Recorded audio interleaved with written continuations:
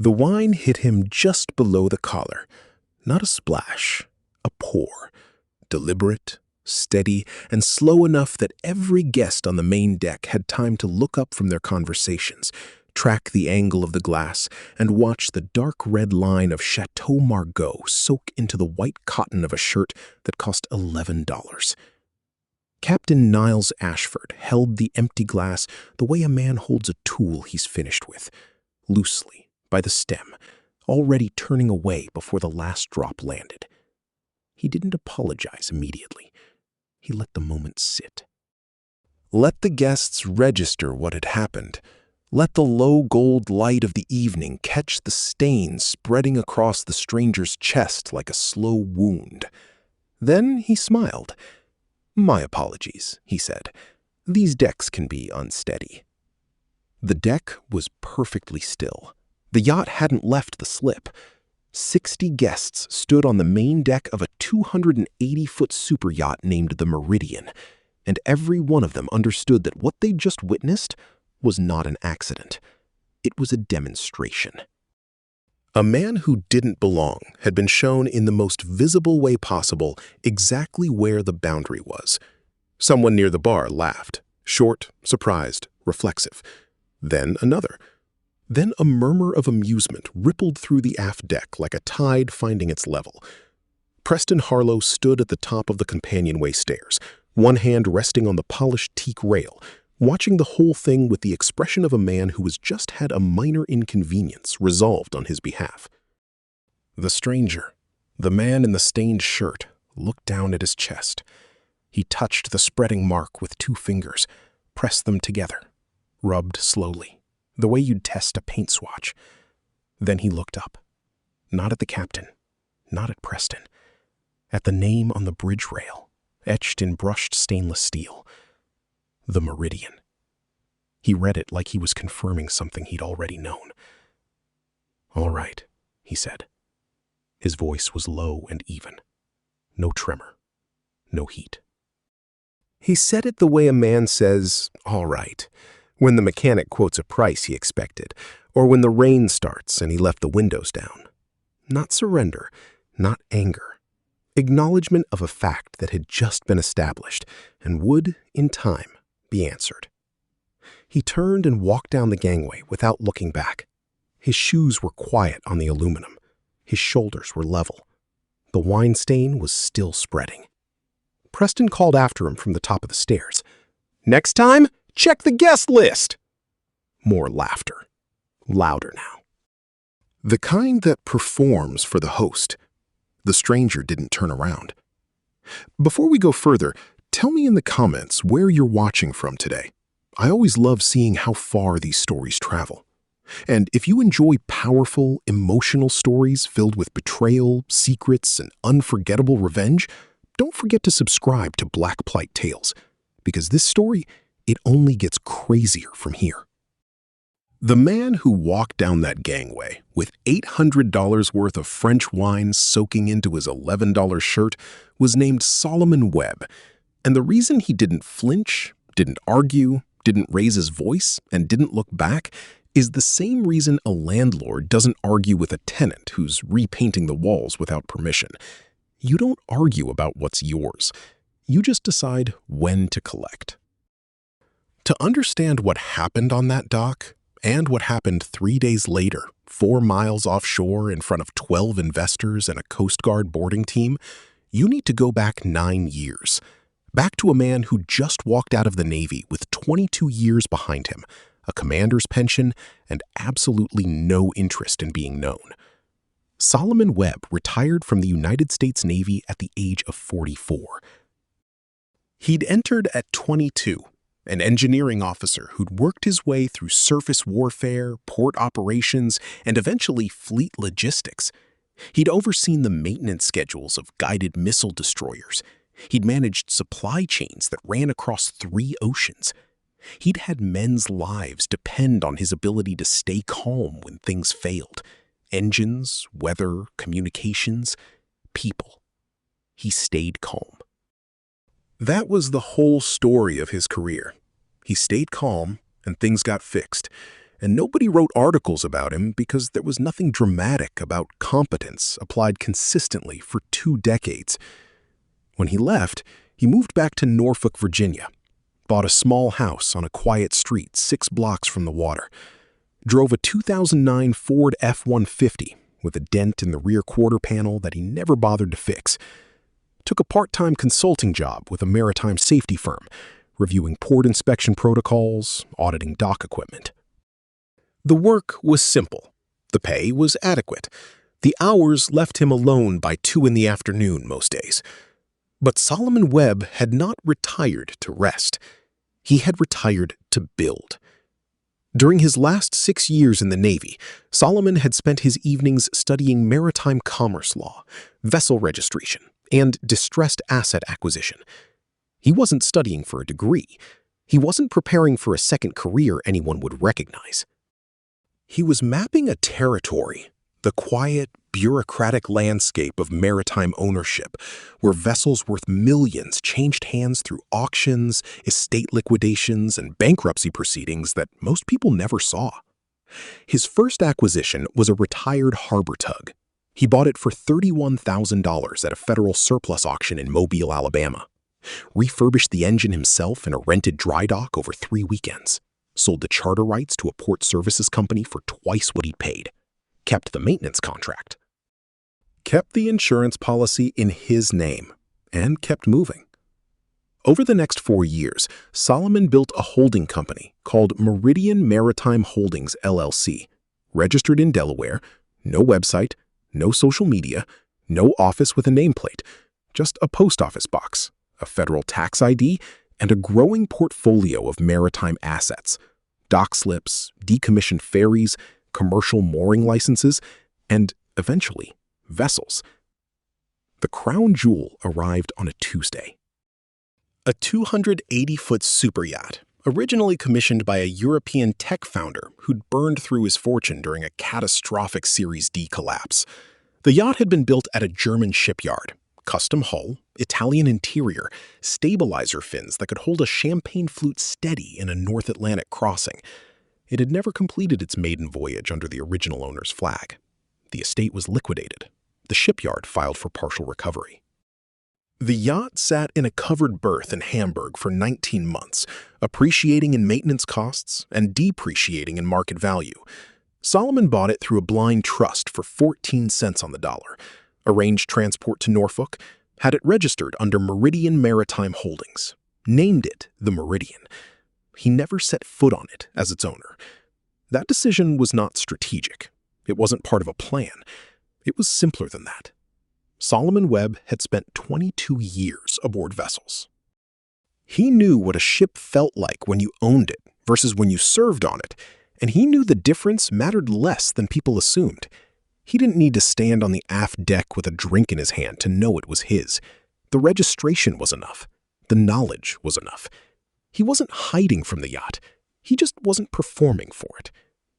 2 years after the acquisition, a charter management company out of Miami contacted Meridian Maritime Holdings about leasing the Meridian for high-end private events. Corporate entertaining, investor retreats, charity galas, the kind of business where the vessel's appearance was the product and the ocean was the backdrop. Solomon reviewed the proposal with his attorney, Terrence Cole, a former Navy lieutenant who'd served as Solomon's executive officer aboard the USS Kearney before going to law school and specializing in admiralty law. Terrence handled all of Meridian Maritime's legal affairs. He was the only person on Earth who could connect Solomon Webb's name to the yacht, and he'd carried classified material across hostile waters, so a non-disclosure agreement felt redundant. The charter terms were standard. The management company would handle bookings, crew staffing, catering coordination, and guest logistics. Meridian Maritime Holdings would retain ownership, the commercial charter license, and the marine insurance policy. The lessee would pay a per-event fee plus a percentage of any onboard revenue. The first lessee's name, Preston Harlow. Preston Harlow was the kind of man who had learned early and precisely how to convert proximity into identity. He was 44 years old, founder and managing partner of Harlow Capital, a mid-tier hedge fund that had grown aggressively by courting institutional investors through experiences rather than returns. His pitch meetings happened on golf courses. His client dinners happened at restaurants where the reservation list was the product. His quarterly reviews happened aboard the Meridian. He discovered the Yacht through a broker who specialized in ultra-luxury charters for corporate clients. The first time Preston stepped aboard, he stood on the foredeck for 11 minutes without speaking. The teak was flawless. The lines were military clean. The salon had 16-foot ceilings and curved glass that made the Atlantic look like a painting commissioned for the room. He booked 4 charters that year, then 8, then a standing quarterly arrangement. Within the first year, Preston stopped correcting people who called it his yacht. Within 2 years, he started referring to it as mine in interviews. He gave a profile to a financial magazine in which he described the Meridian as the physical expression of what I've built. The journalist didn't check the registration. Nobody checks the registration. The management company sent Solomon a quarterly summary of charter activity. Solomon read every page. Terrence flagged the magazine interview. Solomon read it twice, slowly, the way he used to read intelligence briefs, not for what was said, but for what was revealed about the person saying it. He set the clipping down on his kitchen counter and went back to his coffee. He didn't call Terrence. He didn't file a correction. He didn't contact the magazine. He noted what Preston Harlow was, and he filed it in the same place he'd filed every other piece of information that would matter later, quietly, precisely, and without urgency. Captain Niles Ashford entered the picture in year 2 of the charter arrangement. The management company hired him to serve as master of the Meridian during Harlow Capital events. Ashford was 51, experienced, and entirely without sentiment. He'd captained commercial yachts in the Mediterranean and Caribbean for 15 years. He was good at his job in the way that a hotel concierge is good at his job, not because he cared about the guests, but because he understood that the performance of caring was the product. Preston tipped extravagantly. Ashford performed accordingly. When Preston wanted the sunset timed to a toast, Ashford adjusted the heading. When Preston wanted a guest escorted off the vessel discreetly, Ashford handled it. When Preston pointed at someone standing on the dock and said, "He doesn't belong here," Ashford didn't ask for context, he asked for a description. This was the arrangement that had been running, smoothly and profitably, for 3 years when Solomon Webb decided to attend one of Preston Harlow's parties. He didn't decide because of the magazine article. He didn't decide because of any single event.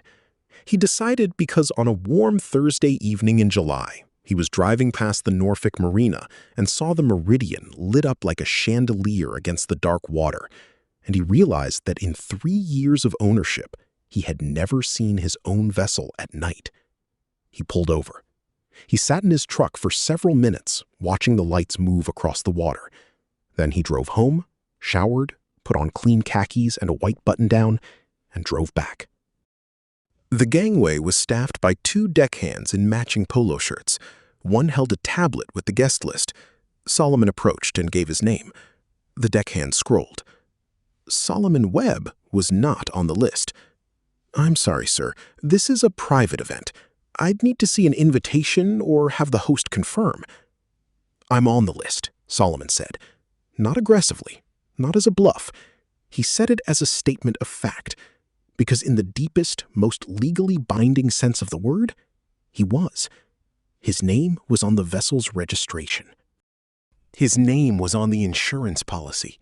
His name was on every document that gave this floating building permission to exist as a commercial enterprise. But the deckhand didn't have that list. He had Preston Harlow's list. And on Preston Harlow's list, Solomon Webb did not exist. Solomon walked up the gangway anyway. Not fast, not aggressively.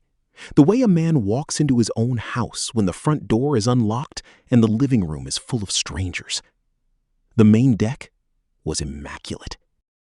60 guests in evening wear, circulating between the bar, the salon, and the aft seating area. A jazz quartet played near the stern. The catering was architectural. Small plates on slate tiles, edible flowers, the kind of food that exists to be photographed before it's eaten. The Meridian looked, under Preston's direction, like a magazine spread that had learned to float. Solomon moved through the crowd the way water moves through a channel, without friction, without announcement. He picked up a sparkling water from a passing tray. He stood near the rail and watched the harbor lights. Nobody spoke to him. Nobody needed to. He was a man in khakis at a party full of suits, and in Preston Harlow's world, the clothes were the credential. It took Preston approximately 12 minutes to notice him. Preston was on the upper deck, leaning against the rail with two investors, when he spotted Solomon standing alone near the port bow. Preston didn't recognize him. He didn't need to. What he recognized was the absence of belonging, the wrong shoes, the wrong posture, the wrong ease. Solomon wasn't nervous enough to be a crasher, and he wasn't polished enough to be a guest. He was something Preston couldn't immediately categorize, and that irritated him. Preston descended the companionway stairs and approached Solomon directly. He brought Ashford with him, not because he needed the captain, but because arriving with staff was a way of communicating scale. "Good evening," Preston said. His voice carried the particular warmth of a man who is about to be cold. "I don't think we've met. This is a private event aboard my vessel." Solomon looked at him. "Your vessel," he repeated. His tone was flat, not confrontational, observational, the way a teacher might repeat a student's incorrect answer before moving on. "That's right. Harlow Capital hosts these quarterly, invitation only." Preston smiled. It was the kind of smile that closes doors while appearing to offer a handshake. "Are you with one of our partner firms?" "No." "A guest of someone aboard?" "No." Preston's smile dimmed by exactly 1 degree. "Then I'm afraid I'll have to ask you to disembark. Captain Ashford can escort you." Solomon didn't move. He looked past Preston at the deck, at the teak he'd paid to have refinished, at the hardware he'd had replaced in the Hamburg refit, at the nav lights he'd specified in the purchase contract. He wasn't looking at Preston's party. He was looking at his ship. "I'll leave," Solomon said. "But you should know, I came here to see this vessel, not your event." It was the wrong thing to say in front of a man like Preston Harlow, because it contained in its quietness a claim that Preston could not tolerate. The suggestion that the Meridian existed independently of him, that it had an identity he did not control. Preston's jaw tightened. He glanced at Ashford. Something passed between them, not a word, just a permission. Ashford stepped forward with a glass of wine that had appeared in his hand as if staged. He extended it toward Solomon. For a half second, it looked like an offering, a peace gesture, a drink, a way to smooth the exit. Then Ashford turned the glass and poured it, slowly and completely, down the front of Solomon's white shirt. The wine was dark, nearly black in the evening light, and it hit the cotton with a sound like a whisper amplified. The stain bloomed from the collar to the sternum. Solomon's khakis caught the overflow. The deck, his deck, caught the rest. "My apologies," Ashford said. The smile was professional, practiced, and entirely unapologetic. The yacht was perfectly still. The harbor was glass. 60 people watched. Some gasped, some laughed, some looked away with the specific discomfort of people who understand they've witnessed cruelty and have decided in real time to classify it as entertainment. Preston Harlow watched with his arms crossed. He didn't tell Ashford to stop. He didn't offer a napkin.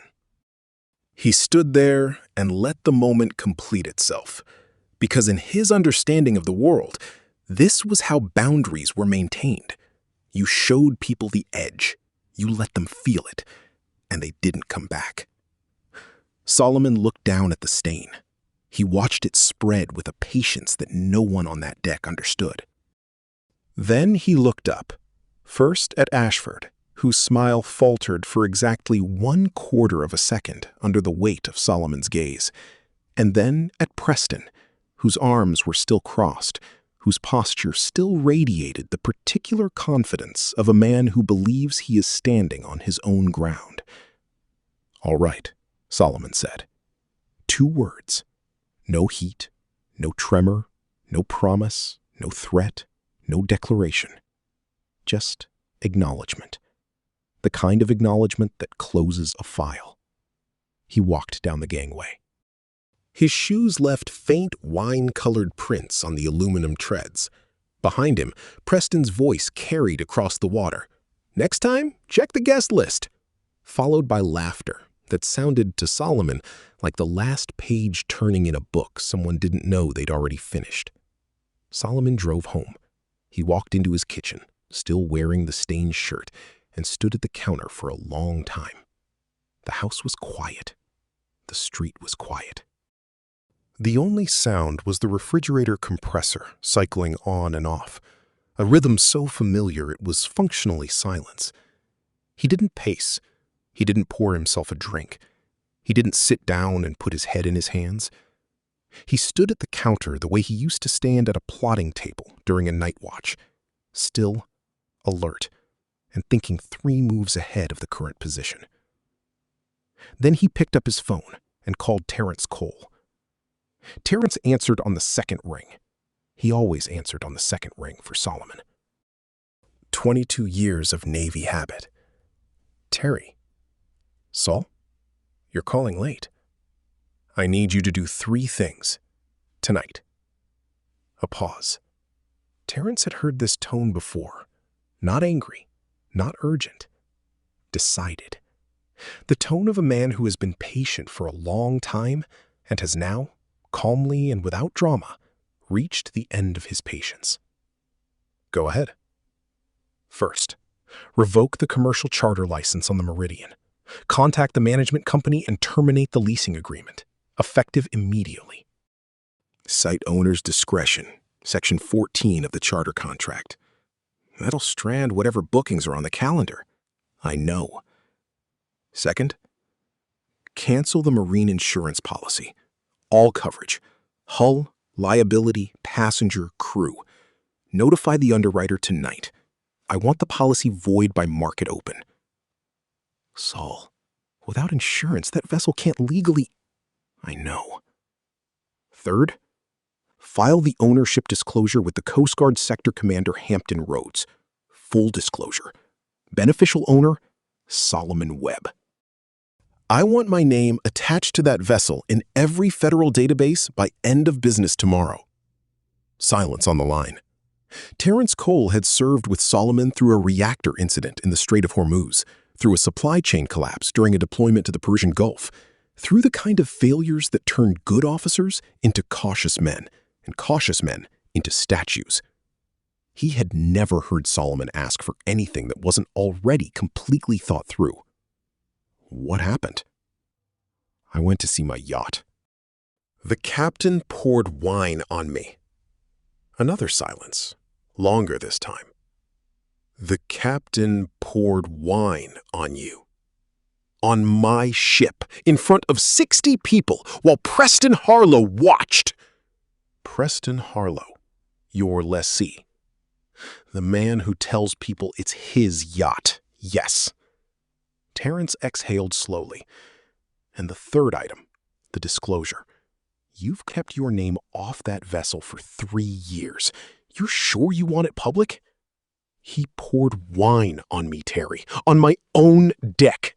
I think the time for privacy has passed. Understood. I'll have the charter termination drafted in an hour. Insurance cancellation notice to the underwriter by midnight. Coast Guard filing first thing in the morning. Anything else? Solomon looked down at his shirt. The stain had dried. It looked, in the kitchen light, like a dark continent mapped across his chest. One more thing. If that vessel moves from its slip after the insurance is voided, I want a complaint filed with the Coast Guard within 15 minutes. unauthorized commercial operation of an uninsured vessel. Make sure the sector commander has my direct number. You're expecting him to try something. I'm expecting him to be exactly who he is." He hung up. He stood at the counter for another minute. Then he unbuttoned the stained shirt, folded it neatly, the way he'd folded every uniform for 22 years, and set it on the counter next to the phone. He went to bed. He slept soundly. He had given an order, and orders, in Solomon's experience, did not benefit from worry. The dismantling began the next morning at 7:15 when the charter management company's operations director opened her email and found a termination notice from Meridian Maritime Holdings, LLC. The language was clean, precise, and entirely without malice. Section 14 of the Master Charter Agreement granted the vessel owner unilateral termination rights with 48 hours' notice. The notice had been filed at 11:47 p.m. the previous evening. The clock was already running. The operations director called her managing partner. The managing partner called Preston Harlow. Preston was in his office at Harlow Capital, reviewing a pitch deck for a sovereign wealth fund meeting scheduled for the following week, a meeting that was supposed to happen aboard the Meridian. "What do you mean, terminated?" Preston said. "The owners pulled the charter license. We have 48 hours to vacate all scheduled bookings." "The owner? Who is the owner?" "Preston, the owner has always been Meridian Maritime Holdings. That's been on the contract since day one." "We've never had direct contact. Everything goes through their legal counsel." "Then call their legal counsel." "We did. No response." Preston sat back in his chair. He was not, by nature, a man who handled uncertainty well. Uncertainty was a gap in the performance, and gaps were where audiences noticed the machinery. He called his own attorney, Gerald Finch, and told him to reach Meridian Maritime Holdings directly. Gerald called back 40 minutes later. "I got through to their counsel, a man named Terrence Cole, former Navy lawyer. He was polite, he was professional, and he was absolutely immovable. The termination is valid. The charter license has been revoked at the owner's discretion. There's no breach of contract claim because Section 14 is explicit. Can we challenge it? On what grounds? You don't own the vessel, Preston. You never did.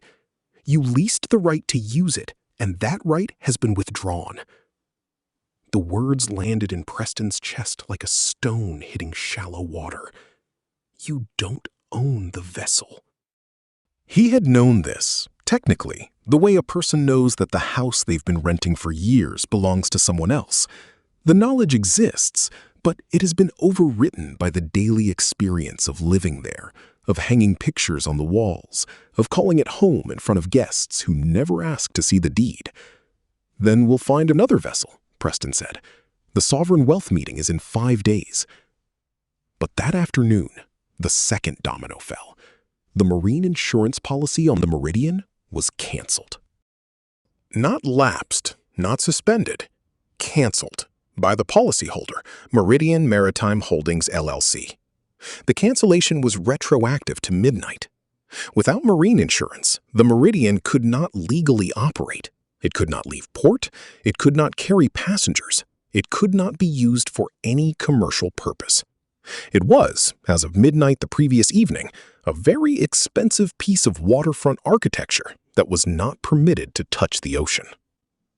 Preston called the insurance company directly. "Mr. Harlow, the marine policy on this vessel was held by the registered owner. You're listed as the charter lessee, which grants you operational coverage during scheduled charter periods, but the underlying policy is an owner's policy. The owner has elected to cancel." "You don't have standing to reinstate." "Then I'll get my own policy." "You're welcome to apply, but insuring a vessel you don't own requires the owner's written authorization. Without that, no underwriter in this market will touch it." Preston hung up. He sat in his office and stared at the model of the Meridian that sat on his credenza, a custom-built replica, $800, commissioned from a model maker in Annapolis who'd worked from photographs.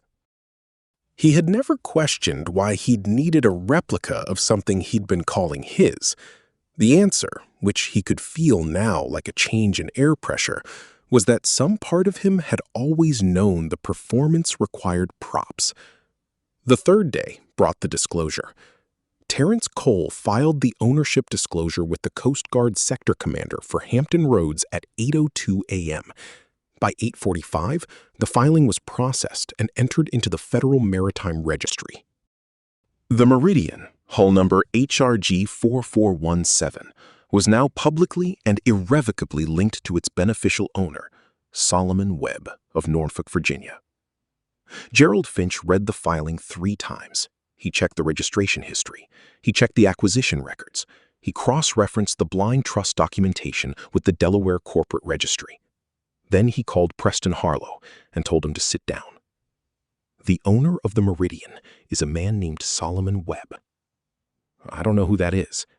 He's a retired Navy commander, lives in Norfolk. He bought the yacht through a blind trust 6 years ago. He's owned it the entire time you've been chartering it. Nobody's ever. He kept his name off the public filings until yesterday. Full anonymity. Whatever happened, he decided he was done being anonymous. Preston was quiet for a long time.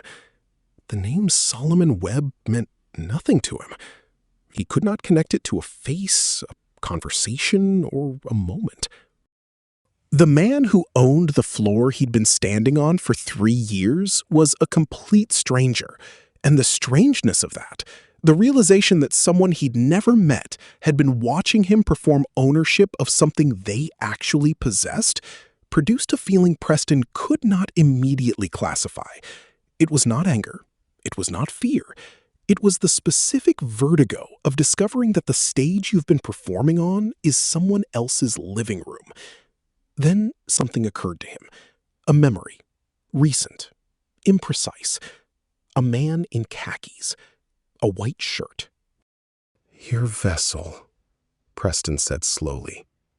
"What does Solomon Webb look like?" "I can try to find a photo." "Why?" "I think he was on the yacht 2 nights ago. I think he was the man Ashford." He stopped. "The man Ashford what?" Preston pressed his fingers against his closed eyes. "Never mind. I need you to find out if there's any legal path to keep the charter going. Any path at all." There wasn't. Gerald spent 2 days confirming what Terrence Cole's single polite phone call had already communicated. The charter was dead, the insurance was dead, and the vessel was grounded until its owner, its actual legal documented owner, decided otherwise. And Solomon Webb did not decide otherwise. He decided to wait.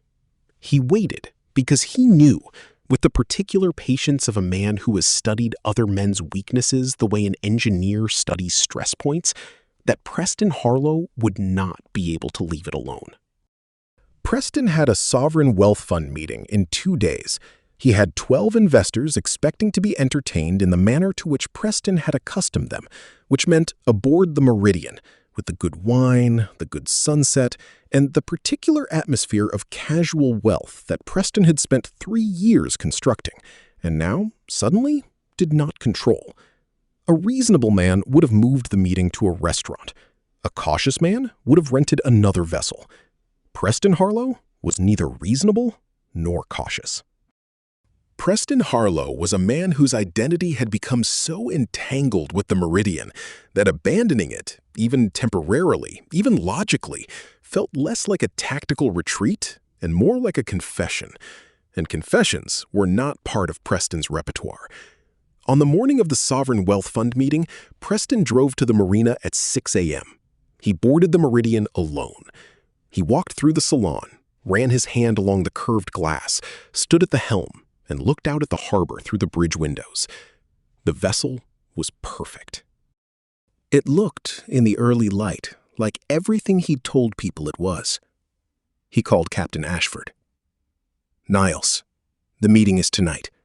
12 guests, sunset departure, dinner service, 2-hour cruise, return by 10. Preston, the charter's been pulled. The insurance is... I know what the insurance is. I need you to take her out anyway. Ashford was quiet for a long time. Long enough that Preston could hear the calculation happening, the weighing of risk against reward, of regulation against income, of what was legal against what was lucrative. If anything happens out there, a mechanical issue, a weather event, a guest injury, there's no coverage. None. And operating without a valid charter license is a federal violation. Nothing's going to happen. It's a 2-hour dinner cruise in calm water. We've done it 40 times, with insurance and a license. Niles. Preston's voice dropped into the register he used when he needed someone to stop thinking and start complying. I have 12 investors flying in from Abu Dhabi. The allocation we're discussing is 9 figures. I cannot move this meeting to a steakhouse. I need the vessel, I need you to captain it, and I need this to be the last time we have this conversation. Ashford hesitated for 6 more seconds. Then he said, I'll need double the rate. Cash. Before we leave the slip. Done. And if anyone boards us, nobody is going to board us, Niles. It's a dinner cruise. Captain Ashford hung up and looked at his reflection in the bathroom mirror of his apartment in Virginia Beach. He was 51 years old. He had a captain's certification he'd held for 23 years. He had never operated a vessel without insurance. He had never violated a federal maritime regulation. He also had an ex-wife, 2 car payments, and a credit card balance that required him to say yes to things he knew were wrong, provided the envelope was thick enough. He said yes. That evening, the Meridian departed the Norfolk Marina at 6:47 p.m. with 12 guests aboard. The weather was flawless. A warm July evening, light breeze from the southwest, visibility unlimited. The yacht cut through the harbor mouth and turned south, running parallel to the coast at 12 knots. The sunset painted the water in shades of copper and ash. The jazz quartet played. The wine service began. Preston Harlow stood at the center of his world and felt, for the first time in 3 days, like the performance was back on track. His 12 investors were seated around a custom-built dining table in the main salon. The table was made from a single slab of Italian walnut, and it had cost more than most of the guests' first cars. Preston moved between them like a conductor, a touch on the shoulder here, a refilled glass there, a joke that was precisely calibrated to make rich men feel richer. He was, in his element, undeniably good at this. The tragedy was not that he lacked skill. The tragedy was that every skill he possessed was deployed in service of a foundation that did not belong to him. They were 4 miles offshore when the radio crackled. Motor Vessel Meridian, this is United States Coast Guard Sector Hampton Roads. Switch to channel 16, over. Captain Ashford's hand was on the radio before the transmission ended. He looked at the bridge instruments, then out the windows. On the port quarter, approaching at 18 knots, with its blue strobe cutting the dusk like a metronome, was a Coast Guard response boat. Ashford keyed the mic. Coast Guard Sector Hampton Roads, this is Motor Vessel Meridian, switching channel 16. He switched. The voice on the other end was young, professional, and entirely without urgency. Motor Vessel Meridian, this is Coast Guard Sector Hampton Roads. We are conducting a safety and compliance inspection pursuant to a complaint filed by the registered vessel owner. Request you reduce speed and preparing for boarding. Over. He pulled the throttles back. The Meridian settled into the water like a held breath. The wake flattened. The jazz quartet, sensing the change in engine sound, stopped mid-phrase. Preston appeared on the bridge 45 seconds later. Why have we stopped? Coast Guard. Boarding inspection. A what? A boarding inspection, Preston. They're coming aboard. On what grounds? This is a private vessel. It's not a private vessel. It's a commercial vessel operating without a charter license and without marine insurance. That's exactly the grounds. Preston stared at him.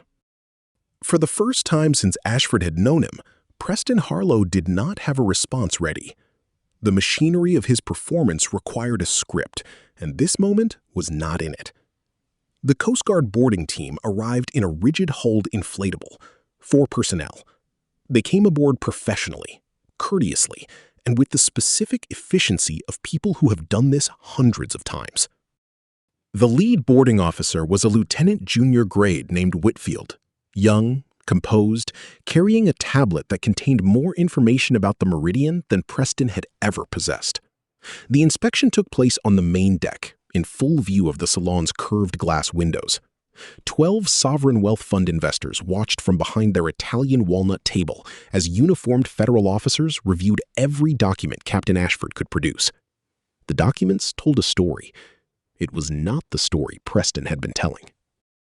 The vessel registration listed the owner as Meridian Maritime Holdings, LLC, not Preston Harlow, not Harlow Capital.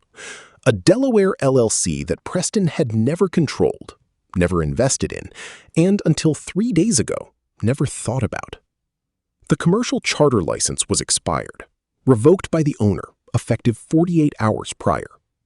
The marine insurance certificate was void, canceled by the policyholder, the owner, retroactive to midnight 3 days prior. The certificate of financial responsibility was unsigned by the current operator because the current operator had no financial responsibility for the vessel. He was a lessee whose lease had been terminated. Lieutenant Whitfield reviewed each document with the patient thoroughness of a man who already knows what he's going to find, but respects the process enough to find it properly. Then he set his tablet on the chart table and looked at Captain Ashford. "Captain, who is the owner of this vessel?" Ashford looked at Preston. The look was not loyal. It was not conspiratorial. It was the look of a man standing near a building he suspects is about to collapse, calculating the angle of his exit. Preston stepped forward. He straightened his jacket. He adjusted his cufflinks. Even in this moment, especially in this moment, the performance was the reflex. "I am," he said. Lieutenant Whitfield looked at his tablet, then at Preston. His expression did not change, but something in the quality of his attention sharpened, the way a lens sharpens when it finds focus. "Sir, according to the Federal Maritime Registry, this vessel is owned by Meridian Maritime Holdings, LLC. The beneficial owner disclosure, filed yesterday with this sector command, identifies the beneficial owner as Solomon Webb of Norfolk, Virginia." He paused. "Are you Solomon Webb?" The question was quiet. The salon was quiet. The ocean was quiet. The only sound was the low idle of the Meridian's twin diesels, turning over at 600 RPM, burning fuel that Solomon Webb had paid for. "No," Preston said. "I'm not." "But I've been chartering this vessel for 3 years. I have a standing arrangement." "Sir, the charter agreement on file with this command was terminated 3 days ago by the vessel owner. There is no current charter arrangement. This vessel is operating commercially without a valid charter license and without marine insurance. That's a violation of Title 46, United States Code." Preston opened his mouth. Nothing came out.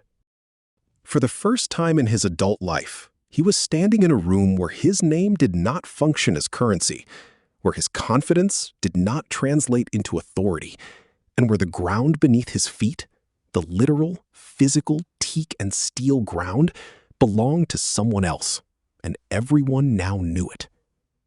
12 investors watched from the salon. Their 9-figure allocation discussion had become evidence in a federal maritime complaint. Their host, the man who'd flown them across the world to stand on his yacht and discuss his vision, did not own the floor they were standing on, had never owned it, had been performing ownership the way an actor performs a role, convincingly, passionately, and entirely without legal standing. One of the investors, a quiet man in a gray suit, set down his wine glass, and stood up from the table. He did not say anything. He simply stood, and his standing communicated everything that needed to be communicated. The others followed within 30 seconds. 12 men, standing, silent, and looking at Preston Harlow with the specific expression of people who have just learned they were audience to a lie. Lieutenant Whitfield issued the order calmly. "Captain, this vessel is directed to return to port immediately. You will proceed to the Norfolk Municipal Marina at safe speed. A Coast Guard escort will accompany you." Ashford acknowledged the order without looking at Preston. He turned the yacht. The Meridian came about slowly, her bow swinging north toward the coast, her wake drawing a long white curve across the dark water like a signature on a document that could not be unsigned. The return trip took 34 minutes. Nobody spoke. The jazz quartet had packed their instruments. The catering staff stood in the galley with their hands folded. Preston sat alone at the dining table, the Italian walnut table that he'd chosen, on a yacht he'd decorated, in a world he'd built, on a lease he no longer held. He did not look out the windows. The Coast Guard cutter followed at 200 yards, its blue strobe pulsing against the water with the steady rhythm of inevitability. They docked at 9:23 p.m. The guests disembarked first, single file, down the gangway and into the parking lot. Nobody shook Preston's hand, nobody said good evening, nobody looked back. The Sovereign Wealth Fund meeting was over. The allocation would go elsewhere. The story of what happened on the Meridian would travel through investor circles for months, not as scandal, but as something worse, a joke. The man who pretended to own a yacht and got caught by the actual owner. It was the kind of story that got told at dinners Preston would no longer be invited to. Standing on the dock, beneath a sodium vapor lamp that cast the kind of light that makes everything look like evidence, was Solomon Webb. He was leaning against his truck, arms crossed. Same khakis. Clean white shirt, not the one from 3 nights ago. That one was folded on his kitchen counter, where it would stay until he decided what to do with it. He hadn't decided yet. Some stains were worth keeping. Preston walked down the gangway on legs that had lost their rehearsed confidence. His gait was different. The strut was gone. He walked the way people walk when they've been told news that rearranges the furniture inside them, and they haven't figured out where anything goes yet.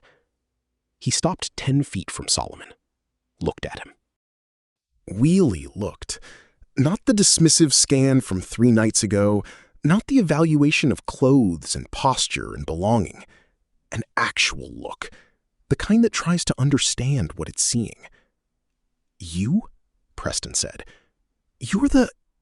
You own—" He couldn't finish the sentence. Finishing it would require him to say the words, "You own the yacht," out loud. And saying those words would make the last 3 years of magazine interviews and investor presentations and dinner party boasts into something he was not yet prepared to name. Solomon looked at him. His expression was the same one he'd worn when the wine hit his shirt, steady, patient, and completely decided. "I tried to tell you," Solomon said. "You poured wine on me instead." Ashford was... I didn't tell him to... You didn't tell him not to. The correction landed quietly and without appeal. Preston's mouth opened, then closed. He had no counter, because there was no counter. The sin was not commission. The sin was the comfortable silence of a man who watched cruelty performed on his behalf and classified it as service. You can't just take... I'm not taking anything, Preston. I'm recovering what's mine. Every dollar you paid to charter that vessel went into an account with my name on it. Every guest you entertained was standing on my deck. Every sunset you took credit for happened over my rail. You had a good arrangement. Standard terms, fair pricing. All you had to do was treat people the way they deserve to be treated. even when you didn't know what they were worth. He uncrossed his arms. Especially when you didn't know. Captain Ashford was standing 20 feet away, near the base of the gangway, holding a duffel bag that contained his personal effects from the bridge. He had not spoken since docking. He had not looked at Preston. He was looking at Solomon, at the man whose shirt he had poured wine on, whose deck he had stained, whose vessel he had operated illegally, and his face held the particular expression of a man who has just realized that the story he's been living in is not the one he thought. Solomon looked at him. Ashford opened his mouth. Nothing came out. Solomon shook his head once, a small motion, almost gentle, but final. It communicated something that words would have diluted. I see you. I know what you did, and I have decided you are not worth the sentence it would take to say so. Solomon got in his truck. The engine turned over with the reliable, unimpressive sound of a vehicle that had been maintained by a man who maintained things. He pulled out of the parking lot slowly, signaled at the exit, and drove into the Norfolk night. He did not look in the rearview mirror. There was nothing behind him that he needed to see. The aftermath arrived not with drama, but with paperwork. Harlow Capital lost the sovereign wealth fund allocation within 72 hours. The 12 investors who'd watched the Coast Guard escort did not need to discuss it among themselves. They simply, individually, and without coordination, withdrew their letters of intent. The fund's compliance officer cited reputational due diligence concerns in a memo that was 3 sentences long and would circulate, in slightly different versions, through every institutional investor network that Preston had spent a decade cultivating.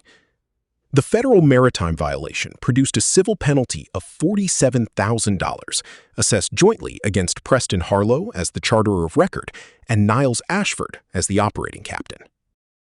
Ashford's captain certification was suspended pending a review by the Coast Guard's Investigations Division. The suspension was not permanent, but in the commercial yachting world, a suspended certification functions like a medical diagnosis. Even after it clears, people remember. The calls from charter management companies slowed, then stopped. Ashford took a job as a harbor pilot for a municipal ferry service in Hampton Roads. The pay was less. The tips were non-existent. The vessels were ugly and functional and belonged indisputably to the city. He never again operated a vessel without checking the ownership registration himself.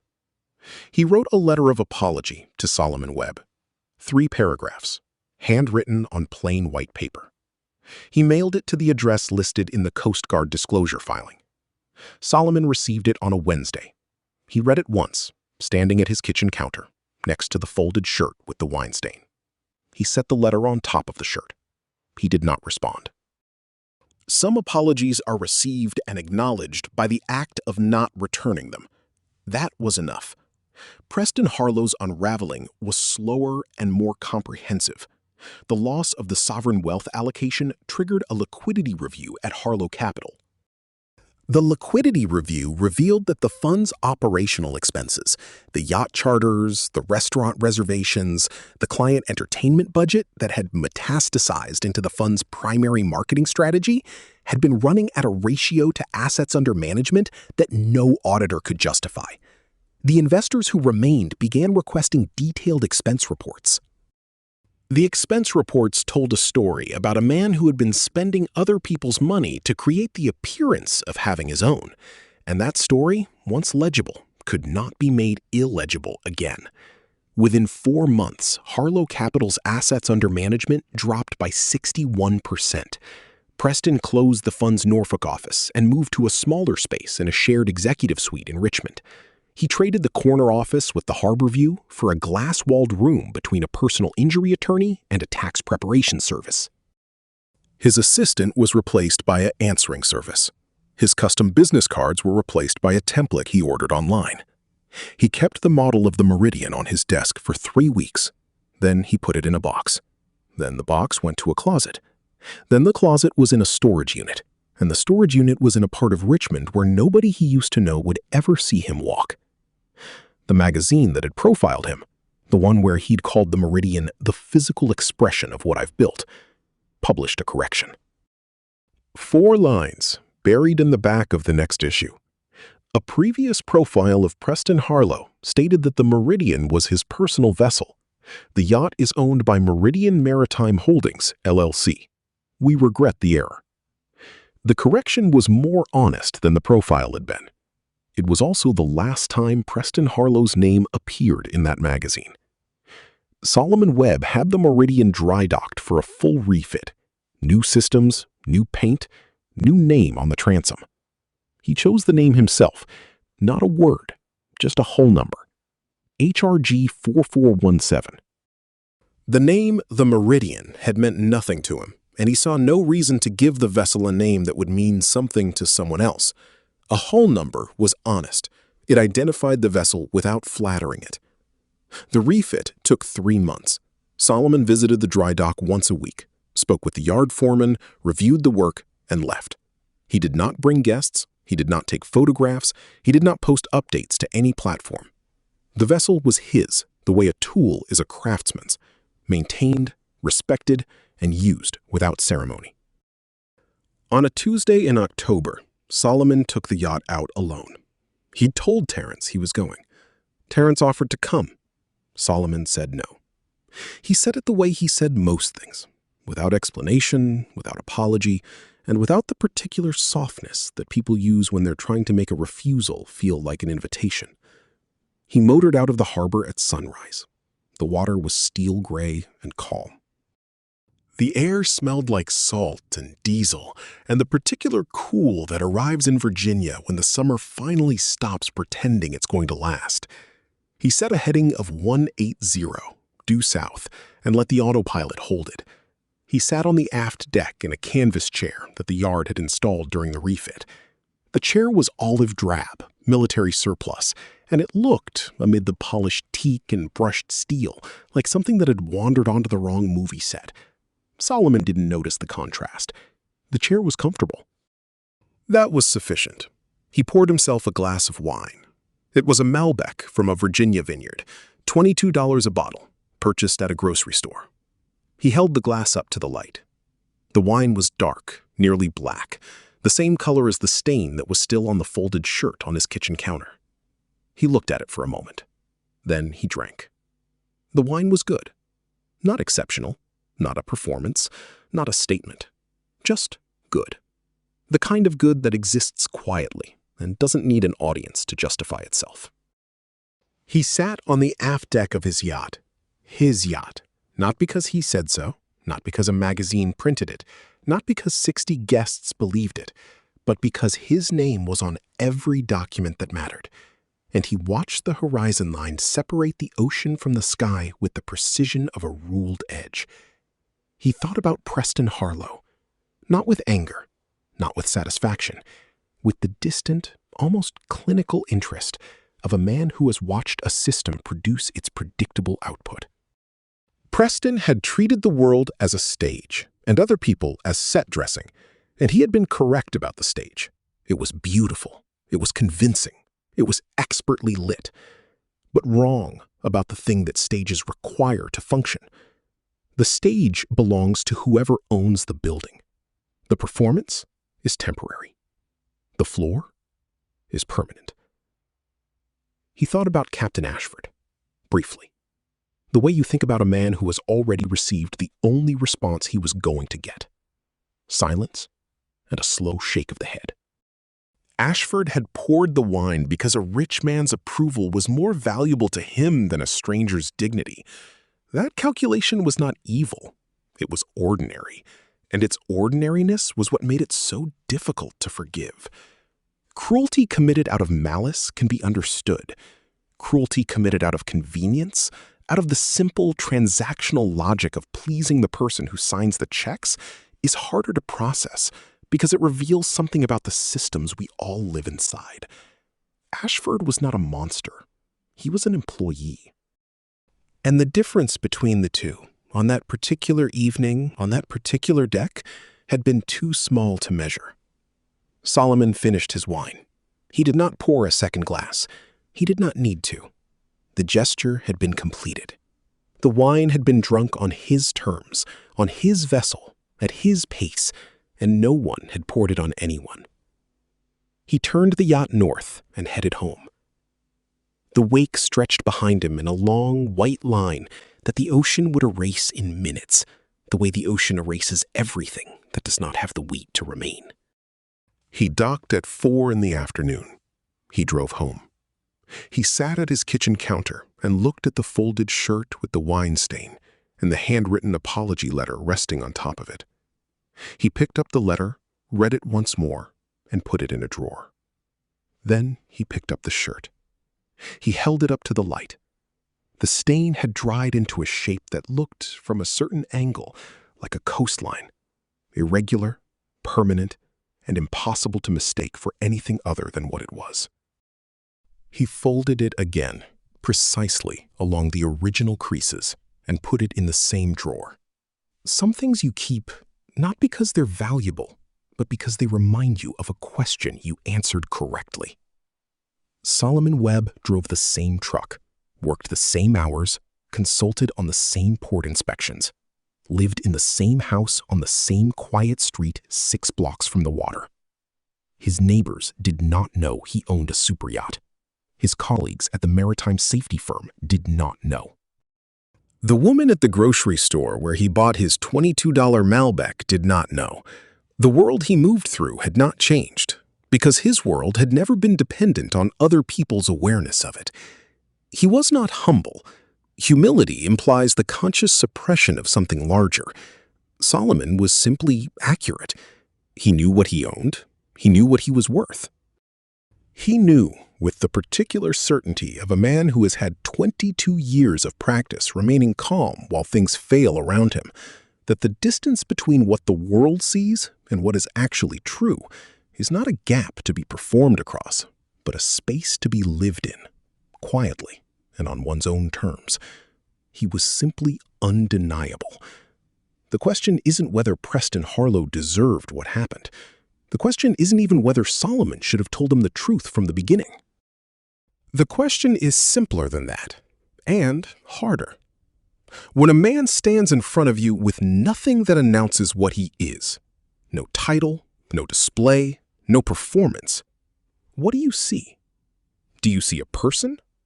Or do you see permission?